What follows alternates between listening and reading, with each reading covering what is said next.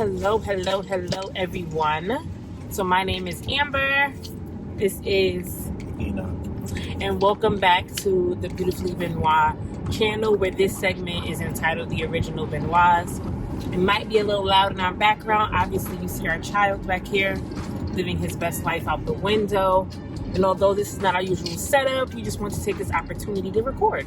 Why not? We wanted to talk to you guys, and here we are. So this video is going to be talking about married people and single friends, and our thoughts around the subject. And yeah, we just want to go from there. So I'll start. Go for it. I 100% believe that it is possible for married individuals to still have single friends, to hang out with their single friends, to enjoy a good time with their single friends. I don't think there is anything wrong with having single friends, especially because I feel like, how dare I stop talking or stop hanging out with someone because they're not in a relationship? When I wasn't in a relationship, they were still my friends. Absolutely. When I wasn't in a relationship, we still hung out with each other. So I just think that that's so mean. Like, it's just, I don't think that's right. So I am 100% in support of being married and still having single friends. With the right friends, yes. Okay, I'll take that. Your single friend should understand that your availability will change when you get into a serious relationship, let alone when you get married. That is true. So, as long as the understanding is there, I think the relationship will survive. There are obviously some, not everybody handles that the same. Some people go into a marriage or a serious relationship thinking, okay, this person is my everything and this is all I want to be about, and it's 100% partner, spouse, and whatnot, and then it'll burn them out. Your friends serve a purpose, whether you realize it or not. They help you recharge. They're sometimes your mirror. They're your reality check. They keep you in touch with who you used to be or who you are as a person. And they keep you in touch with your identity, as opposed to, let's say, your marriage. They help you move towards the person you're trying to be, because that is your partner. Yeah, okay. Your partner. But you need both sides, because you don't want to lose who you were in your pursuit for who you're trying to be. Yeah, because I do think that, so yes, you don't want to lose who you were, but there is a part of growth that comes with being married. There's another side of you that you probably don't even know existed once you get married. Yes. So like, that's a side that's new, a side that you're exploring. And so I agree, you don't want to like fully lose yourself, because I do think that was a challenge for me. Like, I don't want to lose Amber, and my friends, single or taken, are a part of me and are a part of Amber. And so losing them, I feel like, could be like losing a piece of me. Right. Because they have been through all of my ups and downs, and I just feel like they should be a part of my life, whether they're single or not. And what I will say is that I think that taking advice from single friends, depending on the single friend, when it comes to your relationship, that's where you should like be mindful. Right. Because as someone who is single, you're going to give me advice from a circumstance or from a position of not really knowing the dynamics of marriage. Right. And so some of the advice might be, it might ruin my marriage. So if I'm not talking to someone who has experienced it, if I'm not talking to someone who can give me advice, now you can give me Christian advice and relational advice, and I gotta go to another group. It just makes more sense. Right. But I do feel like there are some people who just give good advice, and those can be single people. those can be single friends. And there are friends who want to see your relationship, exceed and be great, and can still give you advice from an understanding standpoint, even if they're single. And I think good advice doesn't compromise who you are or who you're trying to be. So let's say a married person, because we're looking at it from one perspective. From the other perspective, like when we were still single, I have friends who got married first, and as much as I tried to keep up, and make sure that I wasn't, being whatever they were trying to stay away from, I still lost those friendships, and it's like that's what worked best for them. But if advice is telling you, like, okay, let's say a married person is saying you should never take that from so and so, you should, and that's like, for you that's not a deal breaker, but for them it is, then that's not necessarily good advice for you. That might be good advice for them, and that's great for them, but don't take advice that's gonna make you become out of character, or for your spouse, or for your relationship if you're not even there yet. Because what I'm trying to say is, like, a married person might say, oh, you don't let a person ever treat you this way, or never do this, or take this from a person that you're dating. And it's going to be hard for a single person to take that advice. Like, they're looking at you like, well, you're married. I'm not even at that point yet. Maybe when I'm married, I can afford to be so strict about it. But as a single person, I don't feel like I can, and I don't want to. And then if you do take their advice and then it doesn't work out, then it's like, well, I took your advice and it didn't work out for me, versus you gave me advice. It's like you always put that disclaimer, but this is just my opinion. Yeah. At some point, I stopped giving people advice, because there are things you don't know what you will do until you are in the situation. And I have been in circumstances where I can tell you, like, oh, I would never do X, Y, and Z, and I would never talk to a person out. And then here, lo and behold, here I am, not even taking my own advice. And then they're looking at me like, well, remember when you told me? So there was a point where I was like, listen, I don't know if I can give you advice. I can tell you what I might do, but I 100% can't tell you that I will never, do whatever it is.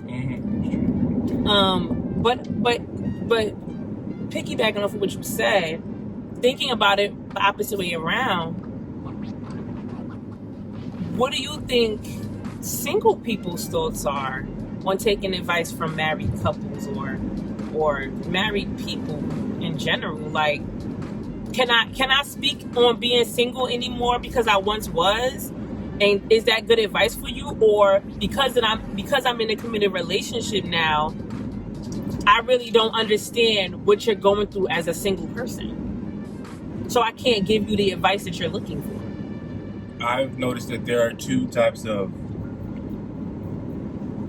people. Well, I guess I won't say only two types of people, but everybody's experience is going to be unique to them. And that's what you have to take in mind whenever it's about giving advice or taking advice. So when I talk to people about when it was finally time for me to propose or get together with you, I gave them, like, well, I knew it was time for me because these are the signs that I was looking out for. Right. The next guy, John, might be like, oh no, I have my ducks in a row, but I'm not ready yet. Right. And I never want to give somebody advice to make them feel like, oh, well, the guy I'm dating has a good job, has his family situation straight, all his life is together. So it's only right that he should be proposing now or making this relationship, taking it to the next level, when he's not me. Right. Enoch is a very unique individual from top to bottom. Ask Amber, she's never dated a guy like me. Both good, both bad. Both ways. Yeah, but at the same time, like, whatever advice of like, yo, how did Amber rope Enoch? Amber roped Enoch because Amber had a specific skill set to rope Enoch specifically. Right. She might using the same tricks and Jesus, but using the same tricks of the trade would not have roped John. Right. Or Leslie or Mike or whatever. Right. So you can say, well, like, you might want to consider trying this or whatever, but at the same time, any advice that I normally offer people is like, don't compromise who you are or who you're trying to be just for a relationship, because inevitably you'll regret it. You'll start having, or it won't last. You'll start thinking of the person in a negative light, like, I changed who I am for you. But also consult God. Like, yes, our thoughts and our feelings and what we want, great. That is we are individuals, we are people. There are things that we like, there are things that we do not like. But at the end of the day, God should be the person that you are seeking your advice from. Right. You should be praying for your partner, praying about your partner, praying for when you meet your partner, praying for whatever your partner could potentially be going through. Do that. And then pray when you feel like you found them. Like, Lord, is this? Because if it ain't, let him dip. Don't let him call me no more. Don't let him see. I don't want to see him. Please make sure that you're talking to God, because there's no advice I can give you that will make your relationship succeed if you did not consult God first. And that's just period. And I can say that we have gone through our ups and downs, and we're still a growing relationship. We still newlyweds. I don't know what newlyweds. We were never newlyweds. We just skipped that whole part. We were newlyweds. I don't know what year newlywed ends, but I'll say that we still have a lot of learning and growing to do. So you're ever growing, ever learning, no matter single or relationship. But I'm grateful for a God-led relationship, and I want to make sure we continue to have a God-led relationship and putting God at the forefront of everything that we do. So I know I shifted a little bit, but it's because I want to make sure that we're talking about taking advice for individuals, but like at the end of the day, God should be who you are seeking and talking to when it comes to your lifelong partner. That's all. Agreed. I wasn't trying to. I mean, you did shift, but I couldn't help it. It just came to my brain, and I had to say what needed to be said. But back to your original question of the relationship lasting between single friends and married friends. Yeah. I think it can definitely last. I think it should definitely last. What I would say to single people who have married friends is, don't overcompensate or undercompensate. So, like, if your friend is now in a relationship, don't be like, oh, I'm not going to hit them up because I know they're married. That is so annoying. Because, I know they're not trying to hang out. And the same thing for the other. Don't overcompensate. Be like, no, I know they're not going to let their relationship trump this 20-year-long friendship. Or no, don't overdo it. Don't underdo it. Try your best to be consistent. Let them give them right of refusal. But don't say, oh, well, I didn't tell you about this, or I didn't want to confine you about this messy situation because, I know you're married. Because that's what's going to drive a wedge in it. And the same thing for the married people. If your friends are single, don't count them out like, well, I know it's going to be mostly couples here. Yeah. So I didn't want to, make you feel weird. Yeah. They might not feel weird, and there might be other single people there. Not saying you're trying to play matchmaker, that's another video.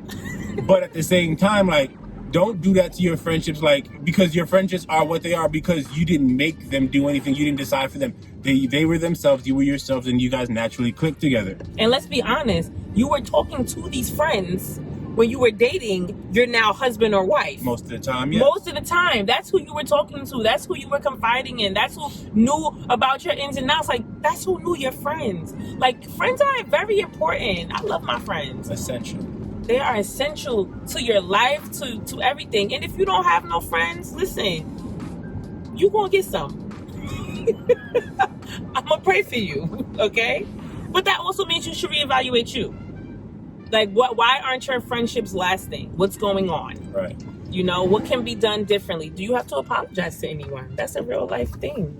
Do you want to reconcile any relationships? But at the end of the day, guys, single friends, married friends, in relationship friends, we can all still coexist with each other as long as we're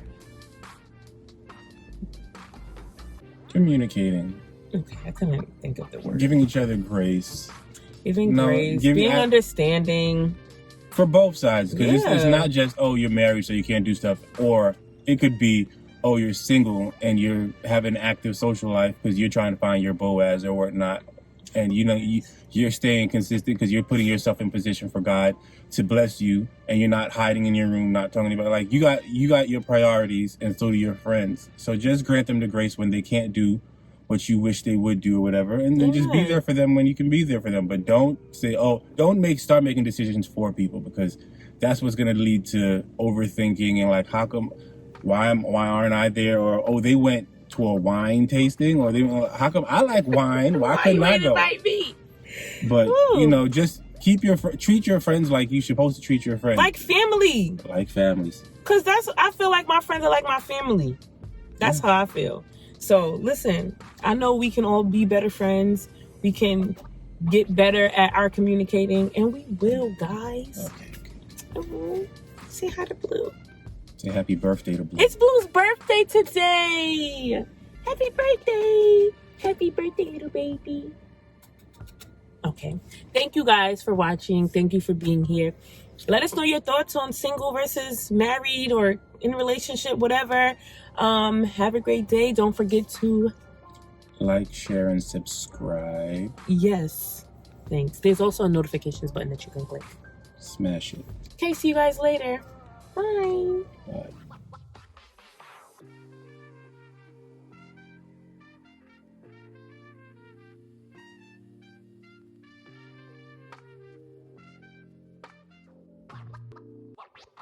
Wow.